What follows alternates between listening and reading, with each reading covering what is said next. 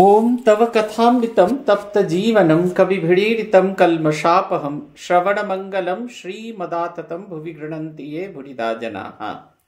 শ্রী ভগবানের অশেষ কৃপায় আমরা সমবেত হয়েছি শ্রীরামকৃষ্ণ আশ্রম দিনাজপুর কেন্দ্রের বদান্যতায় আজকের এই পাঠচক্র। আমরা আলোচনা করছি শ্রী চন্দ্রশেখর চট্টোপাধ্যায় বিরচিত শ্রী শ্রী লাটু মহারাজের স্মৃতিকথা এই গ্রন্থ থেকে। আমরা পড়ছি তাপস জীবন থেকে।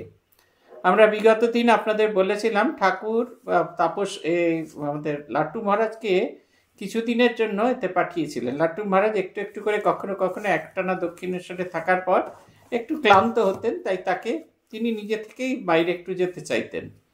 তাই কখনো কলকাতায় তাকে পাঠানো হলো। প্রথমে কলকাতায় রামবাবুর বাড়িতে পাঠানো হলো, কিন্তু সেখানে গিয়ে তার ভালো লাগলো না। কিন্তু মনের ভেতরে একটা বাইরে যে যাওয়ার একটা যে আকর্ষণ, সেইটা তার ভেতরে খুব হতে থাকলো। তখন ঠাকুর তাকে আঁটপুরে পাঠালেন। আঁটপুরে যাওয়ার পরে তার যে বিচ্ছেদ, যে কষ্ট হতে থাকলো, ঠাকুরকে অদর্শনজনিত যে কষ্ট, সেই কষ্টের কারণে সে কোনো কারণে কান্নাকাটি করে সে ওখান থেকে ফিরে এসেছিল। এবং যখন ঠাকুরের কাছে এলেন, ঠাকুর বেশ মজা করেই তাকে বলছেন, তো তুই এলি কেন, তুই ফিরে এলি কেন?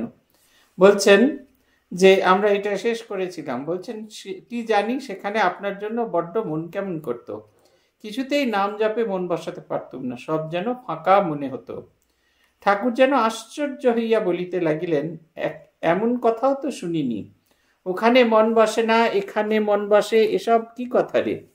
ভগবান কি এখানে ওখানে, এখানে আছেন আর ওখানে নেই? ভগবানের নাম নিবি, তার আবার এখান ওখান কি? যখন বসবি সেখানেই মন ডুবে যাবে, যেখানে বসবি সেখানেই মন ডুবে যাবে, তবে তো জানবি জপ ধ্যানে ঠিক ঠিক আঁট এসেছে। লাটু অপ্রতিভ হইয়া বলিলেন, সেখানে আপনি ছিলেন না। ঠাকুর বলছেন, আমি না থাকলে আর তোর মন বসবে না, এসব কি বলছিস? হ্যাঁ রে, আমি কি তোর সাথে চিরকাল থাকবো? লাটু কাঁদো কাঁদো হইয়া বলিতে থাকলেন, আপনাকে ছাড়া আমার জীবন বিলকুল নষ্ট হয়ে যাবে।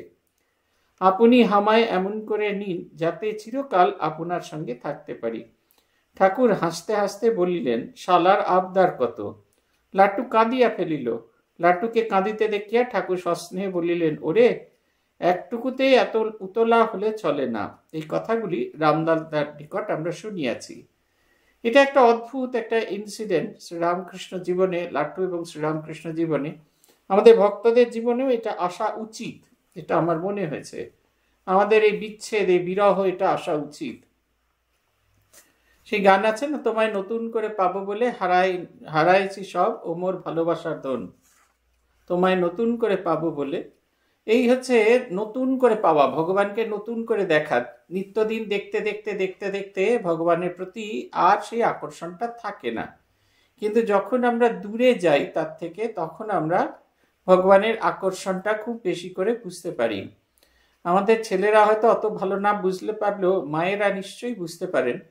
যতদিন তারা বাপের বাড়িতে থাকতেন, বাপের বাড়ির প্রতি সেই আকর্ষণটা থাকতো না, কিন্তু বাপের বাড়ি থেকে যখন মায়েরা সব ছেড়ে ছুড়ে শিকড় তুলে শ্বশুর বাড়িতে নিয়ে যাওয়া হয়, তখন এরা খুব ভালো করে বুঝতে পারেন যে মা বাবার কি আকর্ষণ। আরও এটা বোধ হয় যখন বাবা মা চলে যায়। পূজ্যপাদ শিবমায়ানন্দজি আমাকে একটা ভারী সুন্দর কথা বলেছিলেন, যে মা বাবা অসুস্থ হয়ে বেঁচে আছে এটা একটা স্টেটাস, আর মা বাবা নেই এটা একটা স্টেটাস। উনি নিজের কথা বলছিলেন যে ওনার বলছেন, আমার এত বয়স হয়ে গেছে, জানিস তো, যেই শুনলাম মা নেই, তখন মনে হলো জগৎটা শূন্য হয়ে যাচ্ছে। ভগবানের প্রতি এই ভাবটি যখন আমরা আরোপ করতে পারবো, আমরা আমাদের সাধক জীবনে অগ্রসর একটু একটু করে এগিয়ে চলেছি, এটা কিন্তু অন্তরে অন্তরে অনুভব করতে পারবো। ঠাকুর প্রথমে একবারে নালিফাই করে দিচ্ছিলেন তার ভাবনাটা, যে এখানে ঠাকুর আছেন, ঠাকুরের জন্য মন কেমন করছে, ওখানে কিছুতেই মন বসছে না। এই কাজটা যে একেবারে কাজের কাজ নয়, সাধক সুলভ নয়, এইটা প্রথম দিন তিনি বারবার করে বলছিলেন।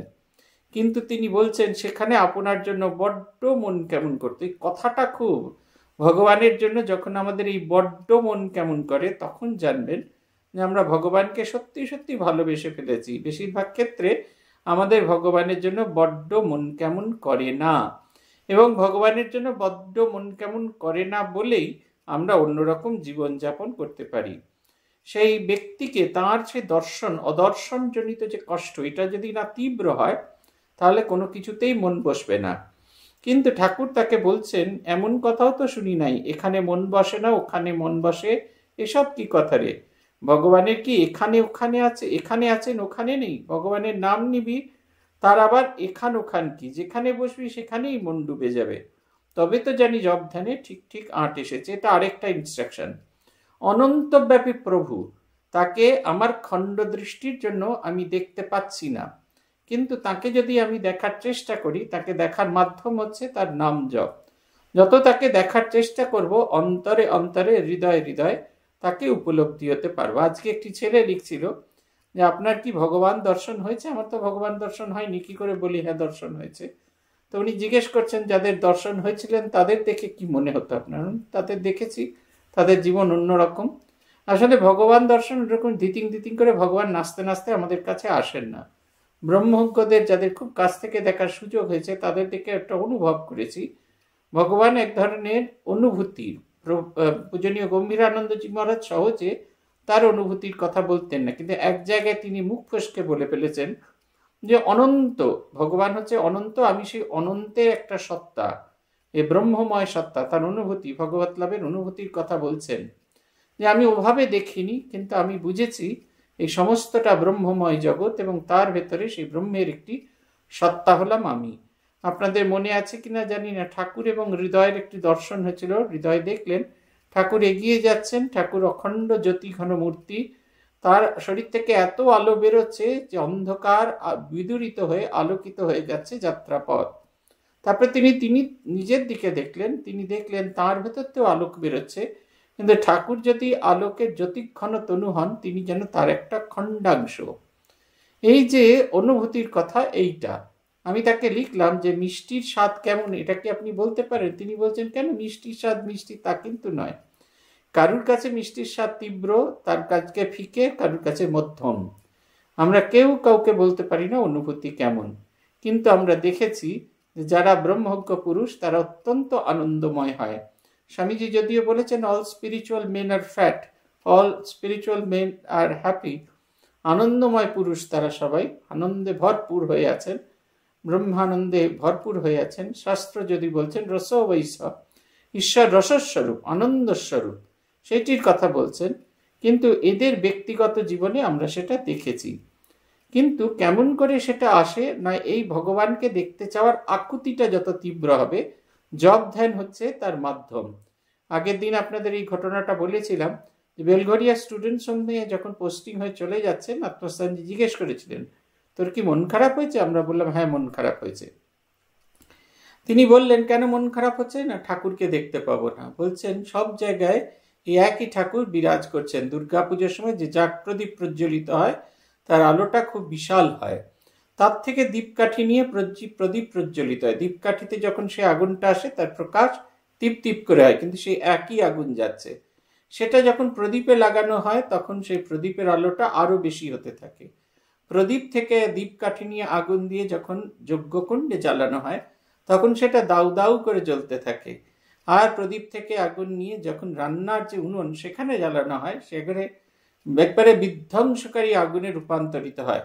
কাঁচা জিনিস সব একেবারে তার উত্তাপে সেদ্ধ করে দেন। তিনি বলছিলেন, মহারাজ বলেছিলেন সব জায়গায় শ্রীরামকৃষ্ণ রূপ ছোট ছোট অগ্নি প্রজ্বলিত হচ্ছে। আমরা আমাদের সাধন ভজন দিয়ে যদি আমাদের ভেতরে সেই অগ্নিকে প্রজ্বলিত করতে পারি, তাহলে আমরা তার প্রকাশ, তার উত্তাপ, তার ক্রিয়াশীলতা সবকিছু দর্শন করতে পারবো। ঠাকুর বলছে না, যেখানে বসবি সেইখানেই মন ডুবে যাবে, তবে তো জানবি জপ ধ্যান ঠিক ঠিক আঁট আসছে। তাহলে ভগবানকে পাওয়ার মাধ্যম এই তিনটি। প্রথম হচ্ছে আকুলতা, দুই হচ্ছে তাকে যাওয়ার, তার পথে যাওয়ার পদ্ধতি হচ্ছে জপ ধ্যান, আর তিন হচ্ছে এই যখন অনুভূতি হবে যে তিনি সর্বত্র বিরাজ করছেন, যেখানেই আছি সেইখানেই তিনি আছেন, আলাদা করে কোনো মন্দির মসজিদ কোনো জায়গায় নেই, তিনি সব জায়গা জুড়ে আছেন, তখন আমাদের ঠিক ঠিক ভগবান লাভের প্রতি আকর্ষণ বা ভগবান লাভ হয়। একটা দারুণ প্রার্থনা। এই প্রার্থনাটা যদি আমরা নিজেরা করতে পারি তাহলে দারুণ হয়।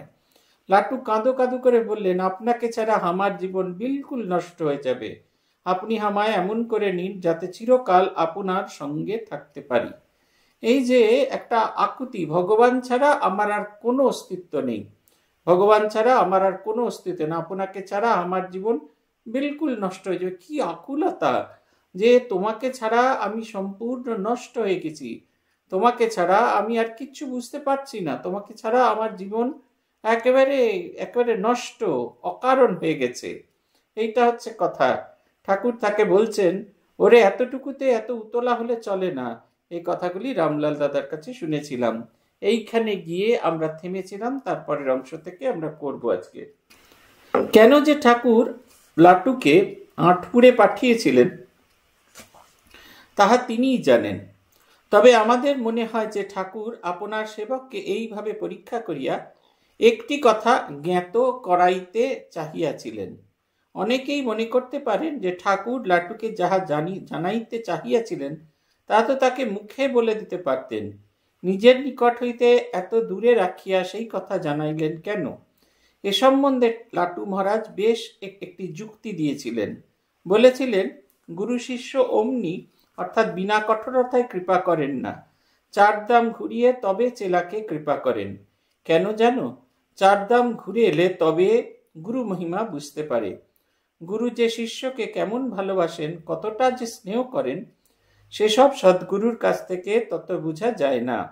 গুরুর কাছে থেকে সরে গেলে বুঝতে পারা যায় যে গুরু কেমন ভালোবাসা দিয়ে শিষ্যকে বেঁধে রাখেন। তখন বুঝতে পারা যায় গুরু কৃপায় শক্তি কত, গুরু কৃপার শক্তি কত। গুরু কৃপা করলে জগতে যা হবার নয় তাই হবে। নানা তীর্থ ঘুরতে ঘুরতে যখন চেলাদের মনে সর্বতীর্থময় গুরু এই তত্ত্বের জ্ঞান হয়, তখন চেলারা গুরুর উপর নিঃসংশয় হয়ে থাকে। তার আগে গুরুতে সন্দেহ যায় না। গুরু যে অত আপনার তা বোঝা যায় না। গুরুতে নিঃসংশয় হলে তবেই তার উপর শ্রদ্ধা ভক্তি পাকা হয়। এই যে ঠাকুরের একটি গল্প আছে, গুড়ের নাগরি। একজন বৈদ্যের কাছে নিয়ে এসেছে যে গুরু এই বড় গুড় খায় ছেলেটি, তো আপনি একটু বলে দিন। তিনি বললেন যে এখন নয়, 1 সপ্তাহ বাদ আসবে। 1 সপ্তাহ বাদ আসার পরে তিনি তাকে বললেন যে দেখো বাবা, গুড় খাওয়া ভালো নয়, গুড় খেলে শরীর খারাপ হয়। সেই ছেলেটির বাবা অত্যন্ত অসন্তুষ্ট হলেন, বললেন 1 সপ্তাহ আগে তো এই কথাটা বলতে পারতেন। বলতেন না, তখন আমার ঘরের খাটের নিচে গুড়ের নাগরি রাখা ছিল, তখন যদি এ কথা বলতাম তখন ছেলেটি ভাবতো যে ইনি গুড় খাওয়াটা অতটা খারাপ নয় যতটা ইনি বলছেন। কারণ যদি খারাপ হতো তাহলে নিজের ঘরেতে কেন তিনি গুড়ের নাগরি রাখতেন?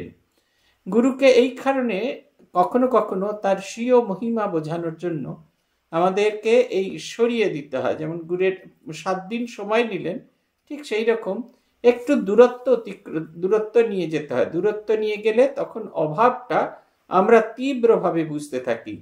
বেশিরভাগ ক্ষেত্রে গুরুর বেশি কাছাকাছি থাকলে গুরুতে আমরা মানুষ বুদ্ধি করে ফেলি। ঈশ্বরের যে প্রকাশ তার মধ্যে হচ্ছে, সেইটা আমরা কিছুতেই অনুভব করতে পারি না। এইটা হচ্ছে কথা। এটা একবারে ভীষণ রকমের। আমাদের প্রেসিডেন্ট মহারাজরা খুব সাধারণভাবে থাকেন, খুব সাধারণ জীবন যাপন করেন। তাদের দেখলে আলাদা করে বোঝা যায় না। যেমন বাইরের যে গুরুরা আছেন তাদের চেলা পরিবৃত হয়ে হেনা মেনা তেনা এত কিছু আছে, সেই চেলা পরিবৃত হয়ে আমি তাদের ছোট করছি না, তাদের ওরকমই। আমাদের এখানে যেমন এই যে রাম মন্দির ট্রাস্টের প্রধান আসেন, যিনি আমাদের গঙ্গাসাগরের মহন্ত মহারাজ, তিনি যখন আসেন ব্ল্যাক ক্যাট কমান্ডো হেনা তেনা কত কি নিয়ে আসেন, কিন্তু তার কাছে আমরা যেতে পারি না। যতটুকু সময় আমরা যেতে পারি আমাদের মনে হয় যেন একজন বিশেষ কাউকে দর্শন করলাম। ঠিক সেই রকম গুরুর ক্ষেত্রেও তাই। গুরু বেশি কাছে থাকলে গুরুতে মনুষ্য বুদ্ধি হয়, এবং মনুষ্য বুদ্ধি হলে তখন তার কোনো উপদেশ আমাদের জীবনে কাজে লাগে না। কারণ তাকে আমরা আমাদেরই মতো মনে করি।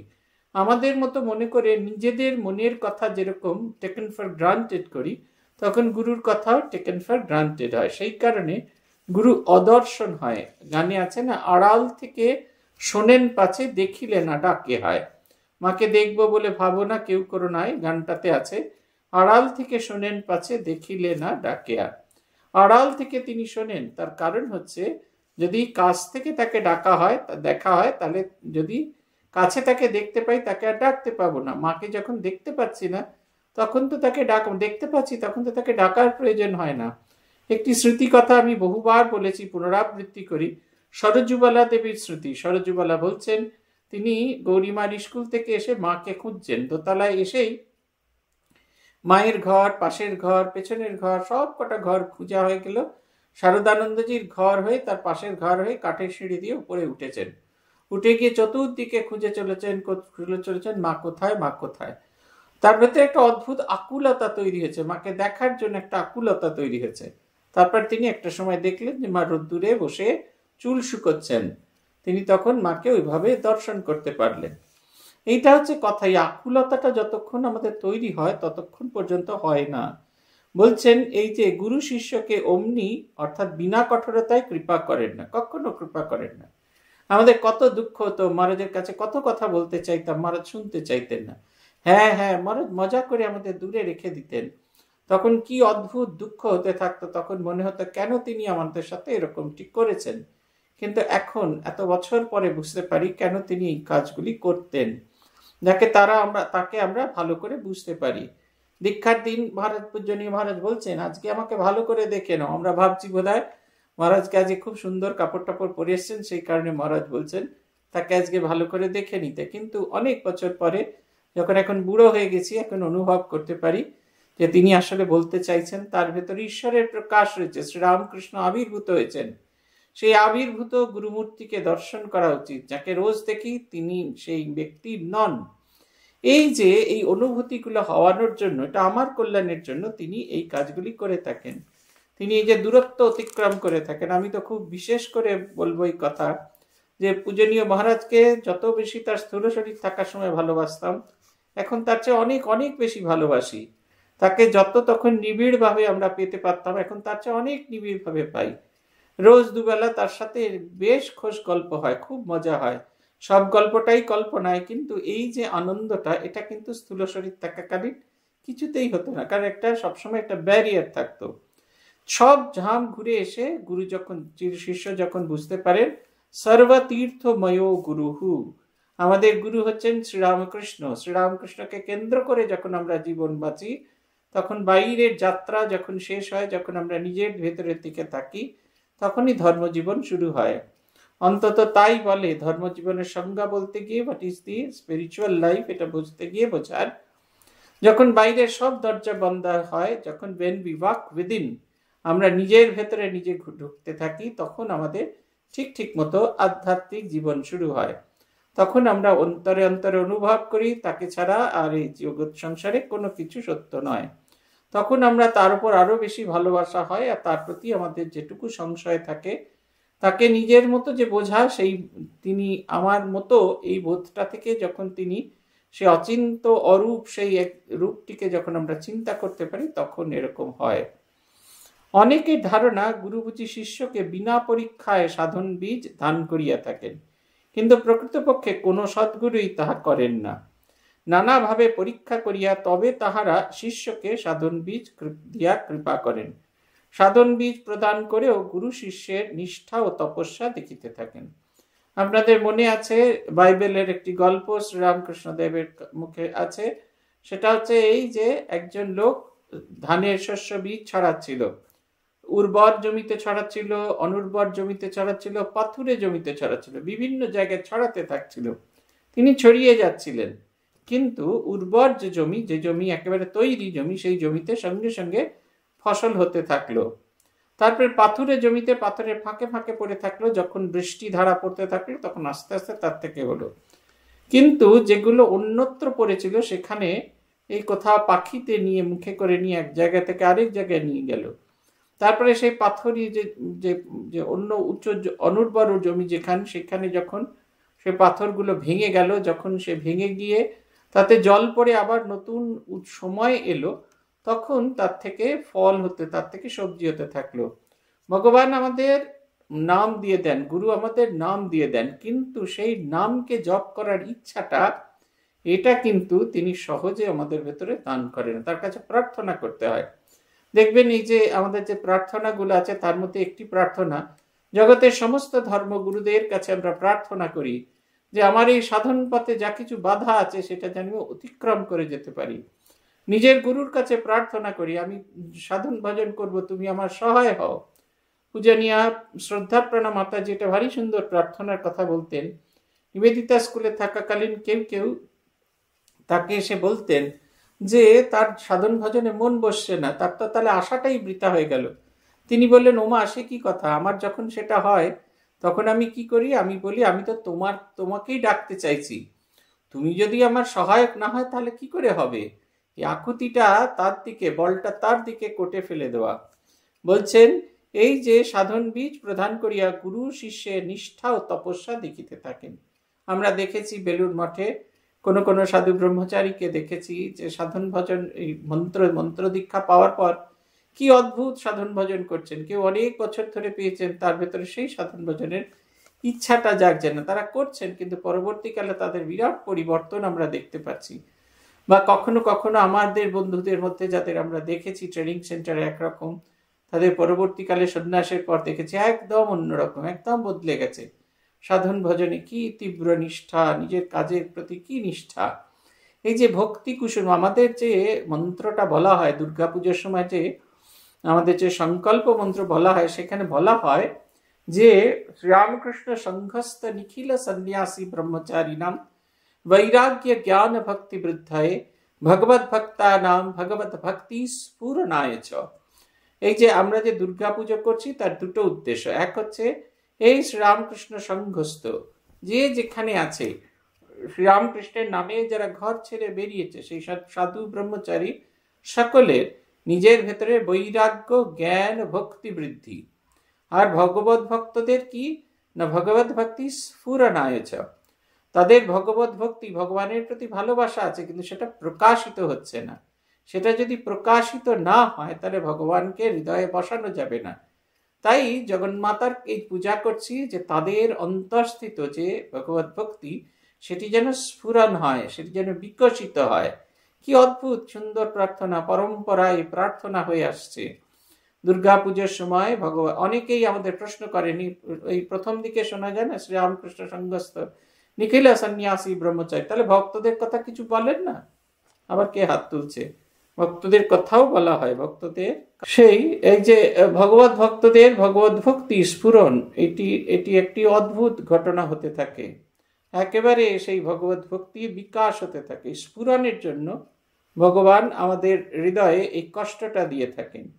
আমাদের মনে আছে যখন স্মরণানন্দজি একটি কথা বলতেন যে জগন্মাতার কৃপা কিভাবে আসে আমরা জানি না, বহু শোনায় বেদনার মধ্যে দিয়ে আসে। তাই তার কৃপাকে জাজ করতে না চেয়ে তার কৃপার অধীন হয়ে আমাদের কাজ করা দরকার। আমরা যত তাকে ডাকতে থাকবো, যত তাকে চাইতে থাকবো, তত তার আমরা কৃপা অন্তরে অন্তরে অনুভব করতে পারবো। এটার কথা তিনি বলছেন। তাই বলছেন যে গুরু শিষ্যের নিষ্ঠা ও তপস্যা দেখিয়া থাকেন।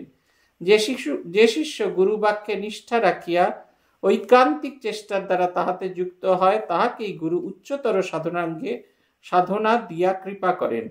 আর যে শিষ্য সাধন বীজ পাইয়াও বীজকে অঙ্কুরিত, পল্লবিত, পুষ্পিত করিতে চেষ্টা না করে, তাহাকে গুরু উচ্চতর সাধন তত্ত্বে সন্ধান দেন না। আমাদের এই কথা শুনলে মনে হতে পারে গুরু বোধহয় একচক্ষুগিরি করেন, সবাইকে তিনি কৃপা করেন না। তা কিন্তু নয়, তিনি সবাইকেই কৃপা করছেন, কিন্তু সেই কৃপা ধারণের যোগ্য হয়ে উঠতে হবে। আমরা যদি সেই কৃপা ধারণের যোগ্য না হয়ে উঠতে পারি, তাহলে কিন্তু উচ্চতর সাধন ভজনের কিছু পাবো না। এই যে আমাদের যে সন্ন্যাস আশ্রমে যে এই যে নানা রয়েছে, এই 10টি বছর, এই 10 বছর যখন আমরা অতিক্রম করি তখন আমরা অনুভব করতে পারি এই 10 বছরের কি গুরুত্ব ছিল। কেন 10 বছর, এতগুলি বছর কেন সময় নেওয়া হলো? এই তো হলেই তো হয়ে যেত। স্বামীজি বলছেন তো ব্রহ্মচর্যে 3 বছর হয়ে গেলেই সন্ন্যাস হয়ে যায়, তাহলে বাকি যে অতিরিক্ত 6 বছর কেন টানা হচ্ছে? আসলে আমাকে সেই যোগ্যতায় ওঠার যে একটা সুযোগ করে দেওয়া আছে সাধন ভজন করতে। তার কৃপা যখন আসবে, সেই কৃপা ধারণের যে আমার পাত্রটা, সেটা যেন নিখুঁত হয়, এইটি চেষ্টা। তাই যতক্ষণ না পর্যন্ত আমি উচ্চতর জীবনের অধিকারী না হই ততক্ষণ হবে না। এইখানে একটি আশ্রম আছে, সেখানকার একজন ব্রহ্মচারী মহারাজ একদিন খুব দুঃখ করছিলেন। দেখুন দেখি আমার কিছুতেই ব্রহ্মচর্য দীক্ষা হচ্ছে না। কাছেই অন্য একটি অর্গানাইজেশন, তাদের খুব খুব কড়াকড়ি থাকে। ভাগবত পড়াশোনা না করলে, বৈষ্ণব সংস্থা, তাদের ভাগবত কণ্ঠস্থ না হলে সন্ন্যাসের অধিকারী হয় না। শুধু তাই নয়, সেই শুধুমাত্র উপনয়ন সংস্কার করে তাকে দেবসেবার অধিকার দেওয়া হয়, কিন্তু কিছুতেই তার চেয়ে বড় কিছু হয় না। ব্রহ্মচর্য পেতে দেরি হয়, সন্ন্যাস পেতে দেরি হয়, বেগ ধারণ করতে দেরি হয়। তিনি বলছেন এসব সব ওপরের লোকেদের পলিটিক্স। আরে ভগবানের পলিটিক্স আমরা বুঝতে পারি না, আমরা লোকের পলিটিক্স কি বুঝতে পারবো? ভগবানকে আমাদের ইয়েতে ফেললে হয় না, এটা গুরু আমাদের চেষ্টা করেন। শিষ্য যদি সাধন পথে অগ্রসর হয় গুরু কৃপা করে তদতিরিক্ত আরো এক পোয়া পথের সন্ধান দিয়ে থাকেন। এই ভাবের একটি কথা লাটু মহারাজ বলতেন। আরো বলিতেন যে গুরু পথের সন্ধান দিয়াই চুপ করিয়া থাকেন। শিষ্যকে আপন সাধনার দ্বারা সেই পথের বাধাগুলিকে অতিক্রম করতে হয়। যে শিষ্য নিজে না খাটিয়া গুরুর মুখাপেক্ষী হইয়া থাকে তাহাকে বহুদিন অপেক্ষা করিতে হয়, কারণ কোন সদ্গুরুই শিষ্যের কর্মহীন মুখাপেক্ষিতার সমর্থন করেন না, এমনকি তাহার আশ্রয়ও দেন না। পূজনীয় ভূতেশানন্দজি মহারাজের কাছে একটি গল্প শুনেছিলাম। স্বামী ব্রহ্মানন্দজি মহারাজ সহজে কাউকে মন্ত্র দীক্ষা দিতে চাইতেন না। তাকে একজন মন্ত্র দীক্ষার জন্য বলেছিলেন, তাকে তিনি প্রায় 2 বছরের বেশি সময় ঘোরাচ্ছে, না আজ হবে না, কাল হবে না, আজকে আমার পেট খারাপ, কালকে আমার মাথা ব্যথা, শরীর খারাপ, এইসব। একদিন তিনি খুব অসন্তুষ্ট হলেন। তিনি বললেন, আপনি আমাকে এইভাবে ঘোরাচ্ছেন কেন? আপনি আমাকে নাও বলতে পারতেন। তখন তিনি বললেন, কাল সকালবেলা তুমি আসবে, ঠিক 9টার মধ্যে আসবে, এবং এলেই তোমাকে মন্ত্র দীক্ষা দেওয়া হবে। সে যথারীতি যখন এসেছেন, রাজা মহারাজ ওই দেখবেন আপনি বলরাম মন্দিরের সিঁড়ি দিয়ে উঠে সোজাসুজি যে ঘরটা, যেটি ভাড়ার ঘর, সেই ঘরে মহারাজ থাকতেন। জানলার দিকে মহারাজের খাটটি ছিল, ফলে মহারাজ খাটে বসে সিঁড়ি দিয়ে কে ওপরে উঠছে সেটা দেখতে পেতেন। মহারাজ তীর গতিতে সেই সিঁড়ি থেকে ওই নিজের ঘরের খাট থেকে ছুটে সেই সিঁড়ির কাছে এলেন। তাকে ভেতরে উঠতে দিলেন না, দোতলায় উঠতেই দিলেন না, ওইখানে দাঁড়িয়ে বললেন, আজ থেকে তুমি 1 বছর সদা সত্য কথা বলিবে, এই চিন্তা ভাবনা নিয়ে তোমার জীবনটি যাপন করো। তারপরে যদি সেরকম মনে হয় তাহলে 1 বছর বাদে তোমার মন্ত্র দীক্ষা হবে। তার মন্ত্র দীক্ষা হয়েছিল। এরকমও হয়েছে, রাজা মহারাজ সহজে মন্ত্র দীক্ষা দিতে চাননি, ব্রহ্মচর্য দীক্ষা দিয়েছেন, সন্ন্যাস দীক্ষা দিয়েছেন। ব্রহ্মচর্য সন্ন্যাসের পরে তখন মন্ত্র দীক্ষা হয়েছে। এখন অনেকটা সহজ পদ্ধতিতে, কিন্তু তখন কিন্তু এরকমটি ছিল না। আমাদের অনঙ্গ মহারাজ ভাইস প্রেসিডেন্ট ছিলেন, তিনি মাত্র 78 জন না 79 জন এরকম কাউকে এই সংখ্যায় মন্ত্র দীক্ষা দিয়েছিলেন। খুব অল্প সংখ্যা, খুব বাছাবাছি করতেন দেওয়ার বিষয়। এইটা হচ্ছে কথা। আমরা কেউ গুরু মুখোপেক্ষাতার, আমাদের গুরুরা কেউ সমর্থন করে না। সবসময় সাধন করার কথা বলতেন, সবসময় সাধন করা বলতেন। সেদিনকে একজন ভক্ত গিয়েছিলেন একজন গুরুর কাছে, অনেক কথা বলবেন বলে আমাকে খুব চোপা করে গেলেন। আমি বললাম, ঠিক আছে, যান, গিয়ে গুরুকে গিয়ে বলুন। তারপরে গুরুর কাছে গিয়েই তো কেঁচো হয়ে গেছেন। তারপরে যখন তাকে আস্তে আস্তে সব সমস্যার কথা বলেছেন, তিনি একটা কথাই বলেছেন, সাধন করো, সাধন করো, সাধন করো, মন শান্ত রেখে সাধন করো, সব হবে। বলছেন, দেখুন দেখি, কিন্তু কি শান্তি হচ্ছে এই কথাটা শুনে। এই যে আশ্বাস বাণী, এটি গুরু সব সময় দিয়ে থাকেন, কিন্তু পথ আপনাকে হেঁটে যেতে হবে। আপনাকে গুরু কাঁধে করে নিয়ে যাবেন না, আপনার সঙ্গে সঙ্গে থাকবেন। আপনি পথ ভুল হলে আপনাকে সহায়তা করবেন, কিন্তু আপনি তার উপর সম্পূর্ণ নির্ভরশীল হলে কিছুতেই করতে হবে না। আপনাকে সাধন ভজন করে এর যোগ্য হয়ে উঠতে হবে। তিনি পথ দেখিয়ে দিয়েছেন, সাধন ভজনের সমস্ত কিছু দেখিয়ে দিয়েছেন। আমরা যদি সেই পথে না চলি তাহলে কখনোই কিছু হবে না। সদ্গুরু চাহেন শিষ্য কর্মী হোক, নিজের সাধন বলে উন্নতি লাভ করুন, নিজের তপস্যার সাধ্য তত্ত্বে পৌঁছক। রাজা মহারাজ ঠাকুরের শরীর চলে যাবার পরে এই বৃন্দাবনে তপস্যা করছেন। তাকে আরেকজন সাধক জিজ্ঞেস করছেন, পরমহংস মশাই তো আপনাদের সব দিয়ে গেছেন, তাহলে এত তীব্র তপস্যা করার কারণ কি? রাজা মহারাজ বলছেন যে বাবা ছেলেকে সম্পত্তি দিয়ে গেছে, সে যদি সম্পত্তিটা বুঝে না নেয় তাহলে বাবা তাকে কি সম্পত্তি দিল সেটা সে বুঝতে পারবে না। ঠিক সেই রকম আমিও বুঝে নিচ্ছি, এই যে সম্পদ আমাকে দিলেন, এই সম্পদটি আমি কেমন ভাবে আমার জীবনে কাজে লাগাতে পারবো, এটা যদি আমরা অন্তর থেকে না বুঝতে পারি তাহলে কিন্তু সেই মন্ত্র, সেই সাধন পদ্ধতি আমার কোনো কাজে লাগবে না। আপনাকে একটা জিনিস দেয়া হলো, বাইরে থেকে দেখে মনে হচ্ছে এই জিনিসটা কোনো কাজের নয়, কিন্তু আপনি যদি সেটার কাজের কার্যকারিতা দিকগুলো জেনে নেন তাহলে কোনো না কোনো সময় সেইটি আপনার কাজে লাগবে। কিন্তু সৎ শিষ্যগণ চাহেন গুরু ধরিয়াই সাধন পথে অগ্রসর হইতে এবং তাহাকেই ইষ্ট করিয়া সাধ্য তত্ত্বে পৌঁছতে। কিন্তু সেই জন্য সাধনকালে সৎশিষ্য সদ্গুরুতে বেশ একটি প্রেমের খেলা চলতে থাকে। সেইখানে শিষ্য চায় গুরুকে ধরিতে, আর সেখানে গুরু চায় শিষ্যকে ইষ্টকে ধরাইতে। উভয়ের এই লুকোচুরি প্রেমের খেলায় শিষ্য হইয়া ওঠে গুরুময়, আর গুরু হইয়া ওঠেন ইষ্টময়। যে ইষ্ট শিষ্যের প্রকৃতি অনুযায়ী রূপ গ্রহণ করিয়া শিষ্যের নিকট আবির্ভূত হন। তৎকালে শিষ্য অন্তরে বাহিরে গুরুর ধ্যানে ভরপুর থাকে, কিছুতেই গুরুর অদর্শন বা বিরহ সহ্য করতে পারে না। অথচ গুরু সেই কালে তাহাকে দূরে দূরে রাখিয়া থাকেন। এহেন সময় শিষ্যের পক্ষে বড় মর্মদায়ক। এ কথা একবারে 1 থেকে 100 বার সত্য। গুরু যখন দূর দূর করে তাড়িয়ে দেন, আমরা আত্মস্থানজিকে দেখতাম, এত দূর দূর করে তাড়িয়ে দিতেন, খুব কষ্ট হতো। আমরা তো খুব ভালোবাসতাম তাকে। তখন মহারাজ অ্যাসিস্ট্যান্ট সেক্রেটারি একটু পান থেকে চুন খসলে একবারে দূর দূর করে তাড়িয়ে দিতেন। আমরা তাকে কত ভালোবাসতাম, একেবারে তাকে এবার আঁকড়ে ধরে থাকার চেষ্টা করতাম। আর যারা তাকে আঁকড়ে ধরে থাকার চেষ্টা করতো, মহারাজ একবারে দূর দূর করে তাদের তাড়িয়ে দিতেন, কাছেই রাখতেন। বেড়া ওখান থেকে, পাগলি, এই সব কিছু বলতেন, এই সমস্ত কত কি বলতেন। কিন্তু ভালোবাসতেন, লক্ষ্য করতেন যে সে এই যে এখান থেকে চলে গেল কি হয়। আমার মনে আছে যে একজনের কথা তিনি বলছেন, সে যতবারই আসে মহারাজ তাকে খুব বকাঝকা করে বার করে দেন। আমারও খুব কষ্ট হচ্ছিল, জিজ্ঞাসা করালেন, বারবার তাকে সব বলছে, না আমি দেখতে চাই যে ঠাকুরকে কতখানি ভালোবাসে, ঠাকুরের জন্য এত বকুনি সহ্য করেও আবার ফিরে আসে কিনা। সে যদি এবার ফিরে আসে জানবি সে আমাদের সঙ্গে থাকবে। মহারাজের এই কথাটা ভীষণ রকমের সত্য ছিল, সে এখনো সঙ্গে আছে। এবং তাকে তিনি ওই বারবার অত আঘাত দিয়েও তিনি যেন তাকে ঠাকুরের প্রতি আকর্ষণ করে সে বারবার ঠাকুরের কাছে গিয়ে প্রার্থনা করতেন। মহারাজের কাছে যাওয়া বন্ধ হয়ে গেছে, মহারাজ বলে দিয়েছেন আমার কাছে 6 মাসের মধ্যে আসবে না, ফলে মহারাজের কাছে যাওয়া হচ্ছে না। গুরুর কাজ, গুরুর অসুস্থ, তাকেও খুব বেশি দেখতে পাচ্ছেন না, ফলে তার আকর্ষণের বস্তু হচ্ছেন ঠাকুর। ঠাকুরকে আঁকড়ে ধরে তার কাছে প্রার্থনা, তার কাছে আবেদন, তার কাছে নিবেদন। এই সময়টা পেরোনোটা খুব কঠিন, এটা একবারে ঠিক কথা। যখন এই বিরহ চলতে থাকে, এই যে মর্ম বিদারী, তখন মনে চার পারছি না, কিন্তু যে এটি ধরে রাখতে পারে সে আলটিমেটলি খুব ভালো ফল পায়। এটা আছে খুব ভালো ফল। আর স্মরণানন্দজি বলতেন, জগন্মাতা তোমার জন্য কি লিখে রেখেছেন সেটা আমরা জানি না। আমরা আমাদের দিনচর্চা, আমাদের যুক্তি অনুযায়ী ভাবতে থাকি এটা পেলে ভালো হতো, এটা পাইনি, এটা দুঃখে।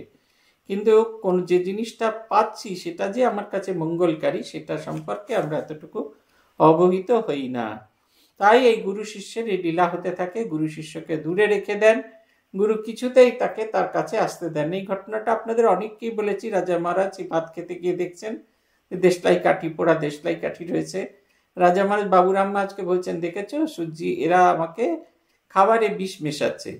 বাবুরাম মহারাজ কিছু বলার আগেই, কেন মেশাবে এসব বলার আগেই রাজা মহারাজ উঠে সূর্যি মহারাজকে মারতে শুরু করেছেন। প্রচন্ড মারছেন, চর থাপ্পড় কিল সব মারতে শুরু করেছেন। আর সূর্যি মহারাজ সোজা হয়ে দাঁড়িয়ে সেই চর থাপ্পড় কিল খাচ্ছেন। বাবুরাম মহারাজ বারবার বলছেন, পালা সূর্যি, পালা সূর্যি, পালা। কিন্তু সূর্যি মহারাজ পালাচ্ছেন না, কাঠ হয়ে শক্ত হয়ে বলছেন, কোথায় পালাবো মহারাজ, যেখান থেকে পালানোর সেখান থেকে পালিয়েছি, আর পালানোর জায়গা নেই। এই যে রাজা মহারাজ যেটা শোনা মাত্র মারধর থামিয়ে দিলেন, এইটা তিনি তার মনের ভেতর থেকে এই অনুভূতিটা বার করতে চাইছিলেন। তাই কখনো কখনো আমাদের গুরুদের ট্রিটমেন্ট আমাদের প্রতি খুব কড়া হয়ে থাকে। গুরুদের যে সেবকরা যে আমাদের দূর করে দেয়, বাধা দিয়ে, তা কেন, এটা তো গুরুর নির্দেশেই হয়। তিনি তার কাছে আসতে দেন না, তার কারণ এইটা, তিনি কি চান না? তিনি চান, কিন্তু তিনি আমাদের উপর নির্ভরশীল হয়ে থাকতে চান না। ভূতেশানন্দজির শরীর যাবার আগে বারবার তিনি শিষ্যদের এই কথা বলতেন। কেন বলতেন আমরা তখন বুঝতে পারতাম না। তিনি বলতেন, আমি চলে গেলে আমার পরে যে আসবে তাকে আমার মতো ভালোবাসবে। আমাকে নিজে বলেছেন, তুমি আমায় কথা দাও যে আমার পরে যিনি আসবেন তাকে আমার মতো ভালোবাসবেন, আমার মতো তাকে তুমি শ্রদ্ধা করবে, ভাববে আমার তার ভেতরেই আমি বিরাজ করছি। এই কথা আমাকে তিনি নিজে মুখে বলেছেন। এইটি একেবারে সত্য কথা। যত আমরা এই গুরু নির্ভর জীবন যাপন করবো, আমরা কিছুতেই এগোতে পারি না। আমাদের ইষ্ট নির্ভর জীবন যাপন করতে হবে। গুরু সবসময় আমাদের সেই পথে ধাক্কা দিয়ে এগিয়ে নিয়ে যায়। কাশীশ্বরানন্দজি মহারাজ বলেছিলেন যে তিনি ভূতেশানন্দজিও পার্শ্বদের সন্তান, আমিও পার্শ্বদের সন্তান, তুমি মুক্ত পুরুষ ছেড়ে বদ্ধ পুরুষ দেখতে এসেছো? বলছেন মুক্ত পুরুষের দিকে তাকাও, তার দিকে তাকাও, তিনি কেমন করে ভগবানকে ডাকেন, ভগবানের প্রতি তিনি কিভাবে প্রার্থনা করেন, সেইগুলো দেখো। অনুসরণ না করতে পারো, অনুকরণ করার চেষ্টা করো, সেটা তোমার স্বভাবের একটা অঙ্গ করে তোলো। এইটা একটা দারুণ সুন্দর। যে সময় তাপস লাটুর মানসিক অবস্থা ওইরূপ গুরু নির্ভরশীল, সেই সময় তিনি তাকে আঁটপুরে পাঠাইয়া দেন। আঁটপুরে আসিয়া লাটু নিজের মনের অবস্থা বুঝিতে পারিয়াছিল। তাপস লাটু তখন গুরুগত প্রাণ, গুরু বিরহ সহ্য করিবার মতো মানসিক দৃঢ়তার তখনও তাহার স্থিতিলাভ হয় নাই। তাই ঠাকুরকে ছাড়িয়া থাকিতে লাটুর অত্যন্ত কষ্ট হইয়াছিল। অথচ ঠাকুর তাহাকে সেই শিক্ষাই দিতে চাহেন। তিনি যে মহাগুরু, তাই মহাগুরু মত তিনি চাইলেন যে তাহার সেবক লাটু ভগবান লাভ করুক, ভগবানের ঈশ্বরত্ব দেখুক, মানুক আর তাহাকে অবলম্বন করিয়া সাধন ক্ষেত্রে অগ্রসর হোক। ঠাকুরের শুভ আশীর্বাদ লাটু মহারাজ বুঝিতে পারেন নাই। এটা হচ্ছে কথা। গুরু আমাদের ঠেলে ফেলে দেন, ভগবানের দিকে তাকে পাঠিয়ে দেন। বারবার বলতেন যাও যাও যাও, মন্দিরে যাও, মন্দিরে যাও, মন্দিরে যাও। আত্মস্থানন্দজি জিজ্ঞেস করতেন কর্তাকে পেন নাম হয়েছে? যদি কোনো কারণে আমরা ভুলে গিয়ে না এখনো মন্দিরে প্রণাম করিনি, আপনার কাছে আগে চলে এসেছি, কারণ পুরনো মিশন অফিসটা তো মন্দিরের আগেই ছিল। খুব অসন্তুষ্ট, বলতেন আগে বাড়িতে এলে কি হয়, বাড়িতে এলে আগে বাড়ির মালিককে প্রণাম করে, তারপরে চাকর বাকরের সঙ্গে দেখা করে। তো তুই বাড়ির মালিককে ছেড়ে চাকর বাকরের সঙ্গে দেখা করতে এলি? তিনি নিজেকে শ্রীরামকৃষ্ণের চাকর, নৌকর বলতেন, এটি বলতেন। কিন্তু তার একটাই উদ্দেশ্য ছিল আমাদের মন যেন ভগবানের প্রতি আকৃষ্ট হয়, ভগবানকে যেন আমরা ভালোবাসতে পারি, ভগবানকে যেন আমরা আঁকড়ে ধরে থাকতে পারি, এইটা যেন ভগবানের প্রতি আমাদের আকর্ষণ। পূজনীয় প্রেমিয়ানন্দজি যেদিন প্রথম সাধু হতে আসি সেদিন বলেছিলেন মন্দিরে গিয়ে আজ থেকে তোমার ভালো লাগা মন্দ লাগা বলে কিচ্ছু নেই, আজ থেকে সঙ্গের ভালো লাগা সঙ্গের মন্দ লাগাই তোমার ভালো লাগা। সঙ্গ হচ্ছে শ্রীরামকৃষ্ণের শরীর। রোজ মন্দিরে যাবে, ঠাকুরকে বলবে তুমি আমায় আঁকড়ে ধরে থাকো আর আমিও তোমায় যেন আঁকড়ে ধরে থাকতে পারি। এই প্রার্থনাটি করার কথা বলতেন, তাকে যেন আমরা আঁকড়ে ধরে থাকতে পারি, তিনি যেন আমাকে যেমন আঁকড়ে ধরে থাকেন, আমিও যেন তাকে আঁকড়ে ধরে থাকতে পারি। কখনো বললেন না মানুষের সঙ্গে মানুষকে সম্পর্ক তৈরি করো। ব্রহ্মচর্য দীক্ষার আগের দিন পূজ্যপাদ মহারাজকে প্রণাম করতে গেছি, মহারাজ বলছেন আজ তো প্রণাম নেই, তুমি আজ কেন প্রণাম করতে এসেছো? আমি বললাম মঠে এসে প্রথম যে সাধু যাকে চিনি, যার সঙ্গে সম্পর্ক হচ্ছে তিনি আপনি। কালকে আমার ব্রহ্মচর্য দীক্ষা হবে, তাই আজ মস্তক মুন্ডন করে মন্দিরে মন্দিরে প্রণাম করছি আপনাকে, তাই প্রণাম করতে এলাম। মহারাজ খানিকক্ষণ চুপ করে শুনলেন, তারপরে বললেন মাটির সঙ্গে সম্পর্ক তৈরি করো। মাটি হচ্ছে ঠাকুর, মা, স্বামীজি। মাটির সঙ্গে সম্পর্ক তৈরি করলে সেই গাছতলার তোমরা আশ্রয় পাবে। আর যদি আমাদের সঙ্গে মানুষের সম্পর্ক তৈরি করো, আমরা আজ আছি কাল নেই, ফলে সম্পর্ক তৈরি করলে বিরহে কষ্ট পাবে। কিন্তু ঠাকুরের সঙ্গে সম্পর্ক তৈরি করলে সেই সম্পর্ক চিরন্তন, সেই সম্পর্ক থেকে সারাটা জীবন তুমি তার ছায়া পাবে, তার স্নেহ পাবে, তার ভালোবাসা পাবে। দেখুন কখনো নিজের কাছে আঁকড়ে রাখলেন না, ঠেলে দিলেন ঠাকুরের দিকে, তাকে আঁকড়ে ধরে থাকো, তাকে ভালোবাসো। এইটি দেখুন লাটু মহারাজকে ঠাকুর চাইছেন, বলছেন যে সেবক লাটু ভগবান লাভ করুক, শুধু তাই নয় ভগবানের ঈশ্বরত্ব দেখুক, শুধু ভগবান লাভ করুক না, ভগবানের যে কোয়ালিটি, তার যে ঐশ্বরিক শক্তি, সেইটি যেন সে দেখতে পায় এবং তাকে অবলম্বন করে সে যেন সাধন ক্ষেত্রে অগ্রসর হয়। এটা হচ্ছে কথা, সাধন ক্ষেত্রে যেন তিনি একটু একটু করে অগ্রসর হতে পারেন, এই কথাটা তিনি বলছেন। আটপুর হইতে দক্ষিণেশ্বরে প্রত্যাবর্তন পর সেবক লাটু যখন দেখিল ঠাকুর আর তাহাকে কোনো সেবা কাজ করিতে বলেন না, তখন সে মর্মান্তিক দুঃখে দুঃখিত হইয়া নির্জনে অশ্রু বিসর্জন করিয়াছিল। জনৈক ভক্তের সহিত কথা প্রসঙ্গে এই সংবাদ বাহির হইয়া পড়েছে। এটা খুব কষ্টের। আপনি যার সেবা করেন তিনি যদি হঠাৎ করে আপনাকে সেবা নিবৃত্তি দেন তাহলে ভীষণ কষ্ট। আমার 3 দিন জ্বর হয়েছিল, তাই পূজনীয় মহারাজকে কিছুতেই আর মহারাজের পা টিপতে আমাকে দিত না, যে অন্য একজন করছে ও করুক না, আমাকে, আমি গেলাম মহারাজ বললেন ওকে কেন সারালি, ও যেমন করছে করুক, তুই পরে করবি। মানে এসে বসে যে কি কষ্ট, একটি ঘন্টা না ক্লাস শুনতে পাচ্ছি না কিছু করতে পারছি, চোখ ফেটে যেন জল পড়ছে। তারপরে অনেক দিন বাদে প্রায় অন্তত 20-22 দিন বাদে আবার তিনি অধিকার দিলেন পাটে পাট। আবার মহারাজের পা টিপতে থাকলাম। পূজনীয় ভূতেশানন্দজির কথা বলেছি, মহারাজ যখন হেঁটে যেতেন সেবকরা ধরে থাকতেন, তখন আমাদের মনে হতো যে মহারাজ যদি কৃপা করে আমাদেরকে একটু তাকে সেবা করবার সুযোগ দেন। মহারাজ একবারে খুব পরিষ্কার করে বলেছিলেন, আমার হাতটি ধরে বলেছিলেন, প্রণাম যেই নেওয়া হলো তখনই বলেছিলেন, কেউ কেউ মনে করে যে গুরুর শরীরের সেবা করলে সেটা গুরুর কাছে যায়। আমি বলি, গুরু যে সাধন পথের সেবা দেন সেই সেবা করলে সেটা গুরুর কাছে যায়। এরও প্রায় অন্তত বছর 4 বাদে যখন সাধু হয়ে গেছি, মহারাজ তখন আরও বৃদ্ধ হয়ে গেছেন, হাঁটার জন্য সর্বদা দুজনের সাপোর্ট লাগে। তখন মনে হতো এখন তো আমি ব্রহ্মচারী হয়ে গেছি, আমাকে তো দিতে পারেন। তখন মহারাজের পায়ে হাত দিয়ে প্রণাম করতে দেওয়া হতো, দূর থেকে প্রণাম করছি, তখন আমি পিপিটিসতে আছি।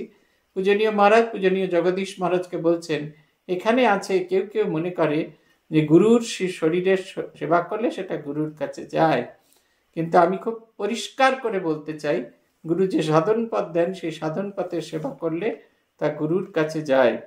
এই যে অদ্ভুত মর্মান্তিক দুঃখ তিনি যে দূরে রেখেছেন, এই দূর থেকে তিনি আমাকে শ্রীরামকৃষ্ণ অভিমুখে যাত্রা করিয়েছে।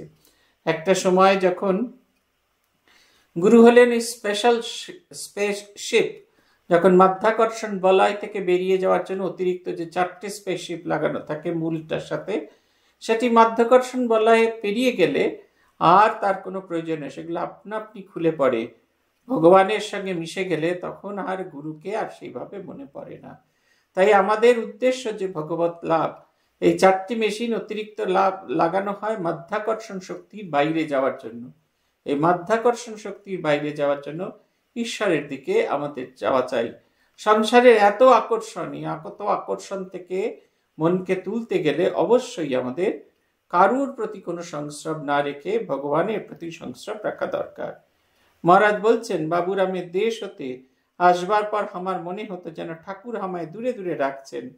তখন তিনি আমায় আর কোনো কাজ করতে দিতেন না, বলতেন না, এমনকি আমায় কোনো উপদেশ দিতেন না। আমার যা কিছু কাজ করা সব যোগীন বাবুরাম ওদের করতে বলতেন। তখন তিনি এমন ছাড়ো ভাব দেখাতেন, তখন আর কি করি, কেবল মনে মনে তাকে ডাকতুম, বলতুম হামায় দূরে রাখবেন না, আরো কাছে টেনে নিন। এমন ভাবে যে কতদিন কেটেছে, শেষে আর থাকতে না পেরে একদিন মাকে আমার দুঃখ জানালুম। মা আমায় আশ্বাস দিলেন, মার দয়া কি ভুলতে পারি, তিনি তো আমায় তাঁর কৃপায় পাইয়ে দিলেন। পরবর্তী অধ্যায়ে সেই কৃপা প্রসঙ্গটি বলা হয়েছে, সেটি আমরা পরবর্তীকালে দেখতে পাবো। ওই কারণে জগন্মাতার কৃপা প্রার্থনা করতে হয়। জগন্মাতা আমাদের ভেতরে শক্তি সঞ্চার করেন, ভগবানকে যে লাভ করব সেই শক্তিটি তিনি আমাদের ভেতরে সঞ্চার করেন। হা হুতাশ করলে কিন্তু কখনো ভগবত লাভ হয় না, হা হুতাশে কিচ্ছু হয় না।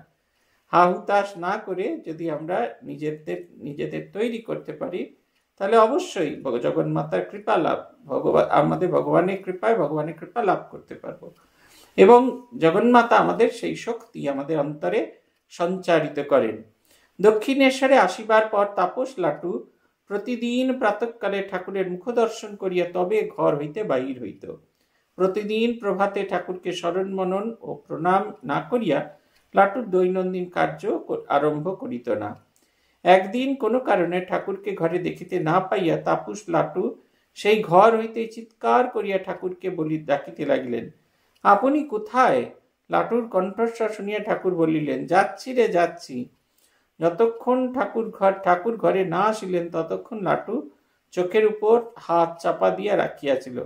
ঠাকুর ঘরে আসিলে লাটু চোখ খুলিল, তাহাকে সম্মুখে দেখিয়া প্রণাম করিল। আবার একবার এইরূপ একটি ঘটনার কথা শুনিয়াছি। সেদিনও ঠাকুরকে দেখতে না পাইয়া লাটু চিৎকার করিলেন। সেদিন ঠাকুর তাহাকে বাহিরে আসিতে বলিলেন। পশ্চিম দিকের বারান্দায় লাটু আসিয়া তাহাকে ফুলের বাগানে দেখিতে পারল এবং জিজ্ঞাসা করল, ওখানে কি খুঁজছেন মশাই? ঠাকুর বলছেন, ওরে কাল যে জুতো জোড়া এনে দিলে তার এক পাটি রয়েছে, আর এক পাটি বোধহয় শেয়ালে নিয়ে গেছে। দেখছি এখানে এনেছে কিনা। ঠাকুর জুতো খুঁজিতেছেন শুনিয়া লাটু শিহরিয়া উঠিল, বলিল, চলে আসুন মশাই, আর আপনাকে খুঁজতে হবে না। ঠাকুর সেইখান হইতে, তাই তো, নতুন জুতা জোড়া তোর ভোগে হলো না, কাল সবে এনে দিল, মাত্র একবার পায়ে দিয়েছিস। এই কথা শুনি লাটু উদ্বিগ্ন স্বরে বলিতে লাগলো, আপনি চলিয়ে আসেন, এতে যে আমার অকল্যাণ হবে, আপনাকে ওসব খুঁজতে নাই। আজ দেখছি সারাটা দিন আমার বিলকুল খারাপ যাবে। তার কথা শুনিয়া ঠাকুর হাসিতে লাগতে বলিলেন, দিন কি ওতে খারাপ যায় রে? যেদিন ভগবানের নাম হয় না সেই দিনটি খারাপ। এটি একটি অদ্ভুত প্রতিজ্ঞা যে ঠাকুরকে দেখেই আগে দেখার পরে দিন শুরু হবে। পূজনীয় চেতনানন্দজি মহারাজ বলেছিলেন আমাদেরকে যে তিনি প্রতিজ্ঞা করেছিলেন যে রোজ মঙ্গল আরতিতে গিয়ে ঠাকুরকে দেখার পরে তিনি চোখ খুলবেন। তিনি চোখ বন্ধ করেই সব কাজ করতে পারতেন। সকালবেলা ঘুম থেকে উঠে সমস্ত কিছু করে তিনি ওইভাবেই কাউন্ট করে নিয়েছিলেন কতগুলো পথ। সেইভাবে উনি গিয়ে মন্দিরে গিয়ে যখন ঠাকুর ঘর খুলতো প্রথম চোখ খুলতেন যাতে ঠাকুরকে দেখেই তার দিন শুরু হয়, ঠাকুরকে না দেখে তার যেন দিন শুরু না হয়। এটা অনেকেই করেন। আমরা সকালে উঠে আগেই ঠাকুরের ছবি দেখি, তারপরে অন্য কিছু কাজকর্ম করতে শুরু করি। এখন তো অনেক সুবিধা হয়ে গেছে, আপনাদের স্মার্টফোনে ঠাকুর আছেন, টুক করে স্মার্টফোনটা অন করে স্ক্রিনটাকে অন করে নিলেই ভগবানের মুখ দেখার সুযোগ হয়।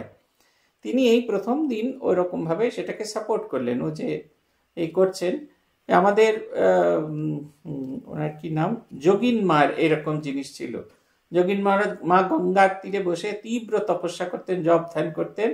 তারপরে বাড়িতে ফিরে এসে, যখন মায়ের বাড়িতে ফিরে এসে নিচে একটা গঙ্গার জলের জ্বালা ছিল, সেই জ্বালার ওপর একটা ঘটি বসানো ছিল। সেই ঘটি দিয়ে ভালো করে পা ধুয়ে ধুয়ে, যোগিন মা তো জুতো ব্যবহার করতেন না, পাটা ভালো করে ধুতেন। ওই পা ধোয়ার মধ্যে শ্রী মাকে এসে দাঁড়াতে হবে, নাহলে যোগিন মা খুব চেঁচাতেন, বলতেন, কই গো রাজরাজেশ্বরী বড়লোকের বেটি, একবার কি দর্শন দেবার সময় হয় না? তাই যোগিন মার আসার সময়ের আগেই মা তাড়াতাড়ি করে এসে দাঁড়াতেন, যাতে তিনি এসে জগন্মাতার শ্রীমুখ দর্শন করে যেতে পারেন। মা ভয়ে কাঁপতেন, কারণ যোগিন মা আরতি করার সময় মাকে আরতি না করে প্রদীপ নামাবেন না। সেই কারণে ঠাকুরের আরতি শুরু হলে তিনি ঝটপট করে এসে তার খাটটিতে এসে বসে থাকতেন, যাতে যোগিন মা ঠাকুর অন্যান্য দেবতাদের আরতি করার পরে তাকে আরতি করতে পারে। ইষ্টের প্রতি এই ভালোবাসাটা থাকাটা খুব জরুরি। আরেকদিন একটা অন্য ঘটনা হয়ে গেল। তার এক পাটি জুতো সেটি শেয়ালে নিয়ে গেছে। তিনি দেখছেন যে সেবকের জুতো খুঁজতে ঠাকুর বেরিয়ে পড়েছেন। ঠাকুরকে তিনি বলছেন যে আজকে দিনটা আমার সম্পূর্ণ নষ্ট হয়ে গেল। আপনি মানে তাঁর জুতো খুঁজতে ঠাকুর ওখানে যাচ্ছেন, এই কথা ভেবেই তার কষ্ট হচ্ছে। ঠাকুর কিন্তু উল্টে একটা দারুণ কথা বললেন, দিন কি ওতে খারাপ হয় রে? যেদিন ভগবানের নাম নেওয়া হয় না সেই দিনই খারাপ যায়। পূজ্যপাদ ভূতেশানন্দজি এটি খুব জোর দিতেন। একদিন খুব খুব ঘন মেঘ করেছে, তিনি আমাদের অনেকক্ষণ ধরে সেই রবীন্দ্রনাথের কবিতাটা শোনাচ্ছেন। মেঘের পরে মেঘ জমেছে, আঁধার করে আসে, কেন আমায় বসিয়ে রাখো একলা ঘরের পাশে। এইসব বেশ হচ্ছে, এইসব বেশ হতে হতে বলছেন, শ্লোকটা আমি ভুলে গেছি, যে সেই দিনই দুর্দিন যেদিন ঈশ্বরকে স্মরণ করা হয় না, সেই দিনটাই দুর্দিন, যেদিনকে আমরা ভগবানকে ভালো করে ডাকতে পারি না। অন্য কোনো দিন দুর্দিন নয়। এই অনেকে দেখি কালো বেড়াল চলে গেলে, তারপরে আমাদের এখানে ড্রাইভারদের দেখি কত রকম আছে, বেড়াল চলে গেলে কেউ কেউ চুমু খায়, কাঁচেতে চুমু খায়, এরকম বাপের জন্মে দেখিনি। কেউ আবার কাঁচেতে আবার ক্রস আঁকে, তারপরে এমনি এমনি করে, সে ঠিক আছে বুঝলাম। কিন্তু ভগবানের নাম সেটি আমাদের সমস্ত বিপদ কাটিয়ে যায়। প্রব্রাজিকা ভারতী প্রাণা মাতাজির স্মৃতি কথায় আছে, একজন মাতাজি নিবেদিতা স্কুল থেকে বেরিয়ে বাসে উঠতে গিয়ে সেই আমাদের শ্যামবাজার 5 মাথার মোড়ে পড়ে গিয়ে পা ভেঙে ফেলেছিলেন। মাতাজি যখন জানলেন, দক্ষিণেশ্বরে তাকে যখন জানানো হলো যে অমুকের পা ভেঙে গেছে, তখন তিনি প্রথম কথাই বললেন যে ও কি ভগবানের নাম করে বেরোয়নি? ভগবানের নাম করে বেরোনো বা ভগবানকে স্মরণ করা, ভগবানকে চিন্তা করা মানে হচ্ছে, যখন আমরা ভগবানকে চিন্তা করি, ভগবানের নাম করি, ভগবানের স্মরণ করি, আমাদের ছড়িয়ে থাকা মনটা একমুখী হয়। যে পুরোনো দিনে ধারণা আছে না, ইষ্ট স্মরণ করে বেরোতে হয়। আমরা যখন বেরোই তখন কত রকমের চিন্তা থাকে, মনটা বিক্ষিপ্ত হয়ে থাকে। যাত্রাপথের দিকে খেয়াল রাখার জন্য, আমাদের বিক্ষিপ্ত মনকে একমুখী করার জন্য এই ইষ্টের স্মরণ নিতে হয়, ইষ্টের নাম নিতে হয়। সেই দিনটি খারাপ হয় যেদিন আমরা ভগবানের যথেষ্ট নাম করতে পারি না। পূজ্যপাদ গীতানন্দজি মহারাজ গিয়েছেন দীক্ষা দিতে এক জায়গায়। সেইখানে অধ্যক্ষ মহারাজ জিজ্ঞেস করছেন, মহারাজ আপনার কোনো কষ্ট হচ্ছে না তো? তিনি বললেন, না, কোনো কষ্ট নেই, থাকার খাওয়ার কোনো কষ্ট নেই। বলছেন, কোনো কষ্ট হচ্ছে না? বলছে, হ্যাঁ, একটা কষ্ট হচ্ছে। কি কষ্ট? না, তিনি যথেষ্ট নাম করতে পারছেন না, তার নাম করা হচ্ছে না। আমরা উদ্বোধন বাড়িতে গিয়ে দেখেছি, সকালে দীক্ষা হয়েছে, যে সময়টা মহারাজের জপ করার কথা ছিল সেদিনকে অতটা জপ করা হয়নি। খেয়ে দিয়ে উঠে প্রসাদ পেয়ে একটুখানি বিশ্রাম করেছেন। আমরাও প্রসাদ পেয়ে একটু বিশ্রাম করে বেরিয়ে যাব। হঠাৎ করে তখন এই উদ্বোধন বাড়ির এক্সটেনশন অংশটা সদ্য এসেছে, দরজা জানলাগুলো খোলা হয়ে গেছে, কিন্তু বাড়িতে কোনো কাজ তখনও হয়নি। ধুলোয় দূষণিত সেই ঘরগুলো, আর সেই জানলা দিয়ে মহারাজ আমায় দেখতে পাননি, কিন্তু আমি মহারাজকে দেখছি। মহারাজ এক ঘর থেকে আরেক ঘর, আরেক ঘর থেকে আরেক ঘর, আরেক ঘর থেকে আরেক ঘর, ওই পুরো ফাঁকা ঘরগুলোতে ঘুরছেন আর হাতে জপের মালা। সকালে যতটা জপ করার কথা ছিল ততটা তার ডাকা হয়নি। সেই কারণে এই ছবিটা আমি কোনো দিন ভুলতে পারবো না। সে কি আকুতি নিয়ে ভগবানের নাম করছেন, তার যথেষ্ট জপ ধ্যান করা সেদিন হয়নি। এইগুলো আমাদের শিক্ষা দেয়, এগুলো আমাদের অনুপ্রেরণা দেয়, ভগবানকে আরো বেশি করে ডাকবার সুযোগ করে দেয়। ভগবানের কাছে প্রার্থনা, এই যে খুব সুন্দর যে কথাগুলো আজকে আমরা শুনলাম, তার মধ্যে অন্যতম তিনি যে প্রার্থনা করছেন, বারবার প্রার্থনা করছেন, বলছেন, আপনি আমায় এমন করে দিন যে এই যে আপনাকে ছাড়া আমার জীবন বিলকুল নষ্ট হয়ে যাবে। আপনি আমায় এমন করে দিন যাতে চিরকাল আপনার সঙ্গে থাকতে পারি, ভগবানের জন্য আমি সঙ্গী হয়ে উঠতে পারি। এইটি কথা। আর ঠাকুরের সেই কথা, যেদিন ভগবানের নাম হয় না সেই দিনটি খারাপ যায়। শুভ দিন অশুভ দিন বলে কোনো কিছু নয়, ঈশ্বরময় দিন। আমরা কতটা সময় ভগবানের জন্য কাটিয়েছি, এইটা খুব ইম্পর্টেন্ট। আজ এই পর্যন্ত। ওম প্রণতানাম প্রসীদত্বম দেবী বিশ্বার্তিহারিণী ত্রৈলোক্য বাসিনা মিট্টে লোকানাম বরদা ভব। ওম শান্তি, ওম শান্তি, ওম শান্তি। হরি ওম তৎসৎ। শ্রী রামকৃষ্ণার্পণমস্তু।